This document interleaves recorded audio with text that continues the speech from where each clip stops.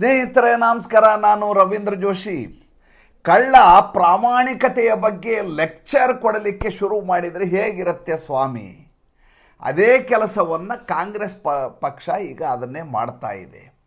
ಅದರ ವಕ್ತಾರಿಯಾದಂಥ ಸುಪ್ರಿಯಾ ಶ್ರೀನಾಥ್ ಅವರು ಭಾರತೀಯ ಜನತಾ ಪಾರ್ಟಿ ಮತ್ತು ರಾಷ್ಟ್ರೀಯ ಸ್ವಯಂ ಸೇವಕ ಸಂಘವನ್ನು ಪ್ರಶ್ನೆ ಮಾಡಲಿಕ್ಕೆ ಶುರು ಮಾಡಿದ್ದಾರೆ. ಚೈನಾ ಕಮ್ಯುನಿಸ್ಟ್ ಪಾರ್ಟಿ ಬಂದು ನಿಮ್ಮನ್ನು ಯಾಕೆ ಭೇಟಿಯಾಗಿತ್ತು, ಅದರ ಡೆಲಿಗೇಷನ್ ನಿಮ್ಮನ್ನು ಬಂದು ಭೇಟಿಯಾಗಿದ್ದರ ತಾತ್ಪರ್ಯವನ್ನು ಹೇಳಿ, ನಿಮ್ಮವರ ಮಧ್ಯೆ ಏನು ಒಪ್ಪಂದ ಆಗಿದೆ ಹೇಳಿ ಅಂತ ಕೇಳ್ತಾ ಇದೆ. ಅಲ್ಲ ಸ್ವಾಮಿ, ನಾವು 18 ವರ್ಷಗಳಿಂದ ನಿರಂತರವಾಗಿ ರಾಹುಲ್ ಗಾಂಧಿನ ಸೋನಿಯಾ ಗಾಂಧಿನ ಕೇಳ್ತಾ ಇದ್ದೀವಿ.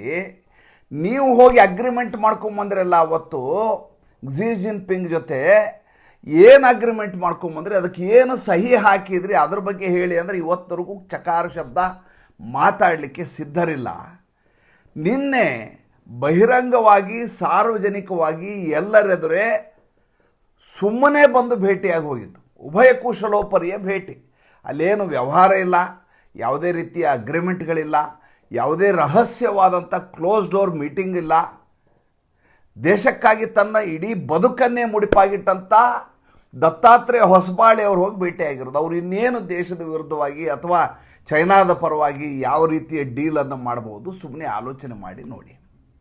ನಡೆದಂಥ ಘಟನೆ ಏನು ಅಂತ ಮೊದಲು ಹೇಳಿಬಿಡ್ತೀನಿ, ಅದಾದ ಮೇಲೆ ವಿಷಯವನ್ನು ವಿಶ್ಲೇಷಣೆ ಮಾಡೋಣ. ನಿನ್ನೆ 2 ಬೆಳವಣಿಗೆ ಆದವು ಸ್ವಾಮಿ. ಮೊದಲನೇದಾಗಿ ಚೈನಾ ಕಮ್ಯುನಿಸ್ಟ್ ಪಾರ್ಟಿ ಬಂದು ಭಾರತೀಯ ಜನತಾ ಪಾರ್ಟಿಯ ಡೆಲಿಗೇಷನ್ನ ಮತ್ತು ರಾಷ್ಟ್ರೀಯ ಸ್ವಯಂ ಸೇವಕ ಸಂಘದ ಕೇಂದ್ರ ಕಾರ್ಯಾಲಯಕ್ಕೆ ಭೇಟಿಯನ್ನು ಕೊಡ್ತೀವಿ. ಇದು ಕೊಟ್ಟದ್ರಿಂದ ನಿಮಗೇನು ಅನ್ಸುತ್ತೆ ಅಂದರೆ, ಚೈನಾ ಭಾರತದ ಮಧ್ಯೆ ಭಾಳ ಒಳ್ಳೆಯ ಸಂಬಂಧ ಆಗಿದೆ, ಭಾರತೀಯ ಜನತಾ ಪಾರ್ಟಿಗೂ ಚೈನಾ ಮಧ್ಯೆ ಏನೋ ಒಡಂಬಡಿಕೆ ಇದೆ ಅಂತ ಅನಿಸುವ ರೀತಿಯಲ್ಲಿ ಮೇಲ್ನೋಟಕ್ಕೆ ಕಾಣುತ್ತೆ. ಜೊತೆಗೆ ಇದಕ್ಕೆ ವಿರೋಧಾಭಾಸ ಎನ್ನುವ ರೀತಿಯಲ್ಲಿ ಈ ಶಕ್ಸ್ಗಮ್ ಎನ್ನುವಂಥ ಪ್ರದೇಶ ಏನಿದೆ, ಅದು ಆ ಕಣಿವೆ ಪ್ರದೇಶ ನಮ್ಮದು, ಅಲ್ಲಿ ನಾವು ಮೂಲಭೂತ ಸೌಕರ್ಯ ಮಾಡ್ತೀವಿ ಅಂತ ಖ್ಯಾತೆ ತೆಗೆದಿದೆ ಅದೇ ಚೈನಾ. ಈಗ ಹೇಳಿ, ಏನಾದರೂ ಒಡಂಬಡಿಕೆ ಆಗುವ ಸಾಧ್ಯತೆ ಇರುತ್ತಾ ಇರೋದಿಲ್ವಾ? 2008ಕ್ಕೆ ಹೋಗಿ 2008ರಲ್ಲಿ ಇದೇ ಕ್ಸಿ ಜಿನ್ಪಿಂಗ್ ಆವಾಗ ಚೈನಾದ ಉಪರಾಷ್ಟ್ರಪತಿ, ರಾಹುಲ್ ಗಾಂಧಿ ಕಾಂಗ್ರೆಸ್ ಪಕ್ಷದ ಉಪಾಧ್ಯಕ್ಷ, ಸೋನಿಯಾ ಗಾಂಧಿ ಕಾಂಗ್ರೆಸ್ಸಿನ ಅಧಿನಾಯಕಿ ಮಹಾರಾಣಿ, ಇವರ ಸಮಕ್ಷಮದಲ್ಲಿ ಒಂದು ಅಗ್ರಿಮೆಂಟ್ ಆಗತ್ತೆ, MOU ಆಗತ್ತೆ, ಒಡಂಬಡಿಕೆಯಾಗತ್ತೆ, ಅದನ್ನು ದಾಖಲಿಸಲಾಗತ್ತೆ ಫೋಟೋದಲ್ಲಿ. ಇದರ ಕುರಿತು ಚಕಾರು ಶಬ್ದವನ್ನು ಕಾಂಗ್ರೆಸ್ ಎಲ್ಲಿಯೂ ಕೂಡ ಪ್ರಸ್ತಾಪ ಮಾಡೋದಿಲ್ಲ. ಎಷ್ಟೇ ಅವರನ್ನು ಕೇಳಿ ಅವರನ್ನು ಇನ್ನಿಲ್ಲದ ಹಾಗೆ ಅಲವತ್ತುಕೊಂಡರೂ ಕೂಡ ಅದರ ಬಗ್ಗೆ ಚಕಾರ ಶಬ್ದವನ್ನು 18 ವರ್ಷಗಳಲ್ಲಿ ಹೇಳೋದೇ ಇಲ್ಲ. ಈ ರೀತಿ ರಹಸ್ಯ ಒಡಂಬಡಿಕೆ ಮಾಡಿಕೊಂಡಂಥ ಪಕ್ಷ ಈಗ ದತ್ತಾತ್ರೇಯ ಹೊಸಬಾಳೆ ಅವ್ರನ್ನ ಯಾಕೆ ಬಂದು ಭೇಟಿ ಆದರು, RSS ಕಚೇರಿಗೆ ಯಾಕೆ ಚೈನಾ ಬಂದಿತ್ತು, BJP ಅವ್ರ ಜೊತೆ ಅವ್ರಿಗೇನು ನಂಟಿದೆ ಅಂತ ಪ್ರಶ್ನೆಯನ್ನು ಕೇಳ್ತಾ ಇದೆ. ಮೊದಲು ಈ ಶಕ್ಸ್ಗಮ್ ಬಗ್ಗೆ ಮಾತಾಡ್ಬಿಡ್ತೀನಿ ಸ್ವಾಮಿ. ನಾವು POK ಅಂತ ಮೊದಲೇದಾಗಿ ಅದು ತಪ್ಪು. POK ಅಲ್ಲ, POJK. ಅದು ಪಾಕ್ ಆಕ್ಯುಪೈಡ್ ಜಮ್ಮು ಮತ್ತು ಕಾಶ್ಮೀರ. ಕಾನೂನಾತ್ಮಕವಾಗಿ ರಾಜಕೀಯಾತ್ಮಕವಾಗಿ ಇವತ್ತಿಗೂ ಭಾರತದ ಭಾಗವೇ ಅಂತ ನಾವು ಅದನ್ನು ಕನ್ಸಿಡರ್ ಮಾಡಿಬಿಟ್ಟಿದ್ದೀವಿ. ನಮ್ಮ ಮ್ಯಾಪಿನಲ್ಲೂ ಇರುವಂಥದ್ದು. ಅದರಲ್ಲಿ ಬರುವಂಥ ಪ್ರದೇಶದ ಹೆಸರು ಶಕ್ಸ್ಗಮ್ ಅಂತೇಳಿ, ಜಮ್ಮುಗೆ ಸೇರಿದಂಥ ರೀಜನ್. ಅದು ಸುಮಾರು 5180 ಕಿಲೋಮೀಟರ್ ಇರುವಂಥ ಪ್ರದೇಶ. ಇದು ಅತ್ಯಂತ ಸ್ಟ್ರಾಟಜಿಕಲ್ ಪಾಯಿಂಟ್ನಲ್ಲಿರುವಂಥದ್ದು, ಖನಿಜ ಸಂಪತ್ತಿನಿಂದ ಕೂಡಿರುವುದು, ಹರಿದ್ವರ್ಣ ಪ್ರದೇಶ, ಶ್ರೀಮಂತವಾಗಿರುವಂಥ ಕಣಿವೆ. ಈ ಕಣಿವೆಯನ್ನು ಕದ್ದಂಥ ಒಬ್ಬ ಕಳ್ಳ ಕಳುವು ಮಾಡ್ತಾನೆ. ಕಳುವು ಮಾಡಿ ಹೋಗಿ ಒಬ್ಬನಿಗೆ ಅವನು ಮಾರ್ತಾನೆ. ಮಾರಿದವನಿದು ನಂದೇ ಅಂತ ಹೇಳಿದರೆ ಅದನ್ನು ಯಾರಾದರೂ ಒಪ್ಕೊಳ್ಳಿಕ್ಕೆ ಸಾಧ್ಯನಾ ಸ್ವಾಮಿ? ಈಗ ನನ್ನ ಕೊರಳಲ್ಲಿ ಒಂದು ಚೈನ್ ಇದೆ ತಿಳ್ಕೊ. ಈ ಚೈನನ್ನು ಒಬ್ಬ ಚೈನ್ ಸ್ನಾಚರ್ ಕಿತ್ಕೊಂಡು ಹೋಗಿ ಮಾರ್ಕೆಟ್ನಲ್ಲಿ ಎಲ್ಲದನ್ನು ಮಾರಿದ ಅಂತ ತಿಳ್ಕೊಳ್ಳಿ. ಅದನ್ನು ಪೊಲೀಸ್ ಹಿಡ್ಕೊಂಡು ವಾಪಸ್ ಯಾರು ಸಲ್ಲಬೇಕು ಅವರು ಸಲ್ಲಿಸ್ತಾರೆ. ಯಾರು ಅದನ್ನು ಪಡೆದಿದ್ದಾರೆ ಕಳ್ಳನ ಕಡೆ, ಇದು ನಂದೇ ಭೂಪ್ರದೇಶ, ನಂದೇ ಚೈನು ಅಂದರೆ ಹೆಂಗಿರತ್ತೆ ಸ್ವಾಮಿ? ಚೈನಾ ಅದನ್ನೇ ಮಾಡ್ತಾಯಿದೆ. ಅವರ ವಿದೇಶಾಂಗ ವಕ್ತಾರೆ ಆಗಿರುವಂಥ ಮಾವೋ ನಿಂಗ್ ಅಂತ ಆಕೆ ಹೆಸರು. ಮಾವೋ ನಿಂಗ್ ಹೇಳ್ತಾರೆ, ನಮ್ಮ ಪ್ರದೇಶದಲ್ಲಿ ನಾವು ಮೂಲಭೂತ ಸೌಕರ್ಯವನ್ನು ನಿರ್ಮಿಸಿದರೆ ಏನು ಅಪರಾಧ ಇದೆ ಹೇಳಿ ಅಂತ, ಏನು ತಪ್ಪಿದೆ ಹೇಳಿ, ನಾವು ನಮ್ಮ ಪ್ರದೇಶದಲ್ಲಿ ನಾವು ಮೂಲಭೂತ ಸೌಕರ್ಯ ಮಾಡಿದ್ವಿ.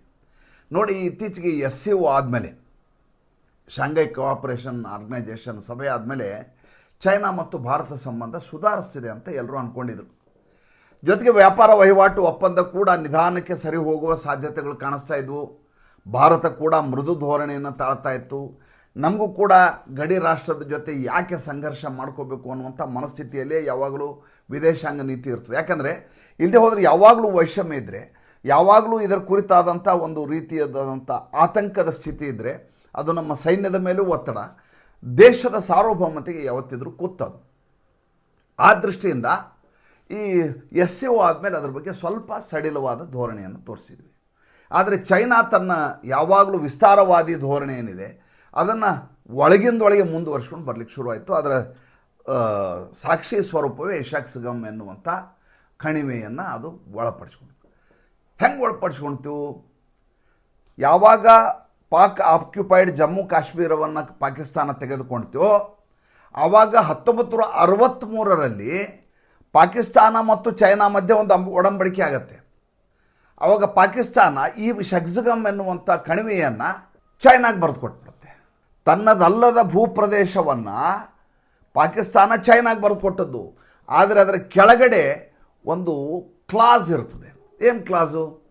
ಈ ಭೂಪ್ರದೇಶದ ಕುರಿತು ಭಾರತದ ಮತ್ತು ಪಾಕಿಸ್ತಾನದ ಮಧ್ಯೆ ಮಾತುಕತೆ ನಡೆದು ಇದರ ಬಗ್ಗೆ ಸ್ಪಷ್ಟತೆ ಬಂದ ಮೇಲೆ ಇದರ ಮೇಲಿನ ಸ್ವಾಮಿತ್ವ ತೀರ್ಮಾನ ಆಗತ್ತೆ, ಮಾಲೀಕತ್ವ ತೀರ್ಮಾನ ಆಗತ್ತೆ. ಅಲ್ಲಿವರೆಗೂ ಇದು ಸಂದಿಗ್ಧದಲ್ಲಿಯೇ ಇರುತ್ತೆ ಅನ್ನುವಂಥ ಒಂದು ಕ್ಲಾಸ್ ಅದರ ಕೆಳಗಡೆ ಇರುತ್ತೆ. ಏಕೆಂದರೆ ಪಾಕ್ ಆಕ್ಯುಪೈಡ್ ಜಮ್ಮು ಕಾಶ್ಮೀರ ಅಂತ ಹೇಳಿರೋದು ಸ್ವತಂತ್ರವಾದ ಪ್ರದೇಶ ಅಲ್ಲ ಅದು. ಈ ರೀತಿ ಕ್ಲಾಸ್ ಇದ್ದಾಗಲೂ ಕೂಡ ತಾನು ವಶಪಡಿಸಿಕೊಂಡಂಥ ಚೈನಾದ 5180 ಕಿಲೋಮೀಟರ್ನ ಪ್ರದೇಶವನ್ನು ಚೈನಾ ತನ್ನ ಅರಸೊತ್ತಿಗೆ ಅಂತ ತಿಳ್ಕೊಂಡ್ಬಿಡ್ತದೆ. ಈಗ ಅದರ ಮೇಲೆ ಕಣ್ಣನ್ನು ಹಾಕ್ಕೊಂಡು ಕೂತಿದೆ, ಇಲ್ಲಿ ನಾನು ಮೂಲಭೂತ ಸೌಕರ್ಯ ಮಾಡ್ತೀನಿ ಅಂತ. ಸ್ಥಿತಿ ಹೇಗಿದೆ? ಪಾಕಿಸ್ತಾನ ತನ್ನ ಏರ್ಲೈನ್ಸನ್ನು ಮಾರ್ಕೊಂಡಿದೆ, ಪಾಕಿಸ್ತಾನ ತನ್ನ ಏರ್ಬೇಸನ್ನು ಮಾರ್ಕೊಂಡಿದೆ, ಪಾಕಿಸ್ತಾನ ತನ್ನ ಏರ್ಪೋರ್ಟನ್ನು ಮಾರ್ಕೊಂಡಿದೆ. ಪಾಕಿಸ್ತಾನ ಏನನ್ನು ಮಾರ್ಕೊಂಡಿಲ್ಲ ಹೇಳಿ? ಇದ್ರ ಜೊತೆ CPEC ಅನ್ನುವಂಥ ಒಂದು ಅಗ್ರಿಮೆಂಟ್ ಬೇರೆ ಇದೆ, ಅದು ಇನ್ನೂ ಭಾಳ ಹಾರಿಬಲ್ ಆಗಿರುವಂಥದ್ದು. ಗ್ವಾದರ್ ಏರ್ಪೋರ್ಟ್ವರೆಗೂ ಹೋಗುವಂಥದ್ದು. ಈ ಗ್ವಾದರ್ ಏರ್ಪೋರ್ಟ್ ಹೋಗುವ ರಸ್ತೆಯ ಮಧ್ಯೆ ಈ ಪಾಕ್ ಆಕ್ಯುಪೈಡ್ ಕಾಶ್ಮೀರದ ಗಿಲ್ಗಿಟ್ ಬಾಲ್ಟಿಸ್ತಾನ್ ಅನ್ನುವಂಥ ಪ್ರದೇಶನೂ ಬರ್ತದೆ.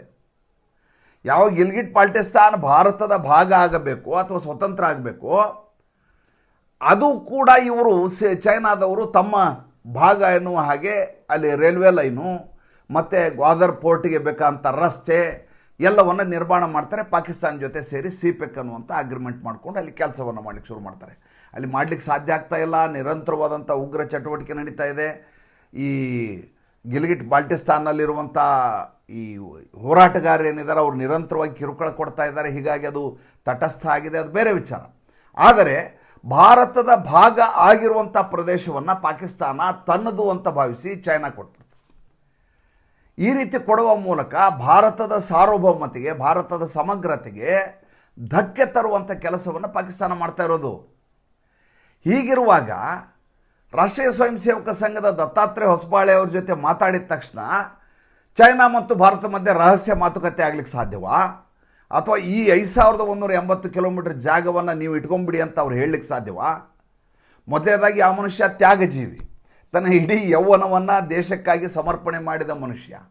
ಸಂಘಟನೆ ಬಿಟ್ಟು ಬಾಕಿ ಯಾವತ್ತೂ ಕೂಡ ರಾಜಕೀಯ ಮಾಡಲಿಲ್ಲ, ಒಂದು ಹೇಳಿಕೆಯನ್ನು ಕೊಟ್ಟಿಲ್ಲ. ನೂರಾರು ಬಾರಿ ಒಂದು ಸಂದರ್ಶನವನ್ನು ಕೊಡಿ ಅಂತ ದುಂಬಾಲು ಬಿದ್ದರೂ ಎಲ್ಲಿಯೂ ಕೂಡ ಹೊರಗಡೆ ಕಾಣಿಸಲಾರದೆ ನೇಪಥ್ಯದಲ್ಲಿದ್ದು ದೇಶಕ್ಕಾಗಿ ಕೆಲಸ ಮಾಡುವ ವ್ಯಕ್ತಿ. ಅಪ್ಪಿತಪ್ಪಿ ಚೈನಾ ಕಮ್ಯುನಿಸ್ಟ್ ಪಾರ್ಟಿ ಬಂದು ಮಾತಾಡಿಸಿದ ತಕ್ಷಣ ಸುಪ್ರಿಯಾ ಶ್ರೀನೇತಿಂದ ಹಿಡಿದು ಕರಟಕ ದಮನಕಗಳಿಗೆ ಒಳಗಡೆ ಇನ್ನಿಲ್ಲದ ಹಾಗೆ ಖುಷಿಯಾಗಿಬಿಡತ್ತೆ. ನೋಡಿ ಹೆಂಗೆ ಸಿಗಾಕೊಂಡ್ಬಿಟ್ರು ಅಂತ ಮಾತಾಡ್ಲಿಕ್ಕೆ ಶುರು ಮಾಡ್ತಾರೆ. ಅಂದರೆ ತಮ್ಮ ಕಳ್ಳನನ್ನು ಬಚಾವ್ ಮಾಡಲಿಕ್ಕೆ ನೀವು ಕಳ್ಳರು ಅಂತ ಹೇಳೋದು.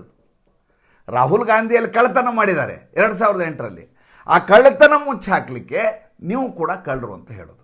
ಇದನ್ನು ಜನ ಅರ್ಥ ಮಾಡ್ಕೋತಾರೆ, ಇದು ಕಾಂಗ್ರೆಸ್ನವ್ರಿಗೆ ಮಾತ್ರ ಅರ್ಥ ಆಗೋದಿಲ್ಲ. ಮತ್ತು ಮುಂದಿನ ಸಂಚಿಕೆಯಲ್ಲಿ ಹೊಸ ವಿಷಯದೊಂದಿಗೆ ಬರ್ತೀನಿ. ಸಂಚಿಕೆ ಇಷ್ಟ ಆಗಿದ್ರೆ ಲೈಕ್ ಮಾಡಿ, ಫಾಲೋ ಮಾಡಿ, ಶೇರ್ ಮಾಡಿ. ನಮಸ್ಕಾರ.